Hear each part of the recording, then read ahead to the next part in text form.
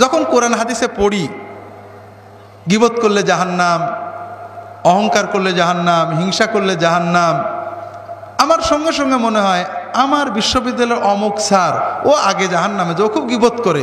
অমুক পীর সাহেব ও আগে জাহান্নামে যাবে, ও খুব হিংসা করে। অমুক মৌলানা সাহেব ওর খুব লোভ, ও সবার আগে জাহান্নামে যাবে। কিন্তু আমি আব্দুল্লাহ জাহাঙ্গীরের জাহান্নামে যাওয়ার একবারও মনে হয় না। এটা একটা ভালো কোয়ালিটি না খারাপ কোয়ালিটি?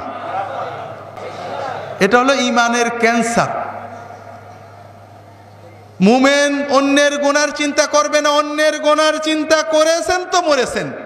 কার দাড়ি ছোট, কার বউ বেপরদা করে, কে খারাপ করেছে, এই চিন্তা শয়তান একবার আপনার ঢুকাতে পারলে অমুক দল খারাপ, অমুক পীরের মুরিদ খারাপ, অমুক লোক খারাপ, অমুক গ্রামবাসী খারাপ, অমুকের দাড়ি ছোট, অমুকের বউ বেপরদা, অমুক একদম ভালো না, এই চিন্তা একবার শয়তান ঢুকালে আর শয়তানের আর চাকরিই থাকবে না, ও অন্য জায়গায় চলে যাবে, আপনার কাম শেষ। কারণ আপনি অন্যের গুনার বিচার করতে গেলে নিজের গুনাহগুলো আর মনে পড়বে না, নিজেকে খুব ভালো মনে হবে। কথা কি বুঝতে পেরেছেন?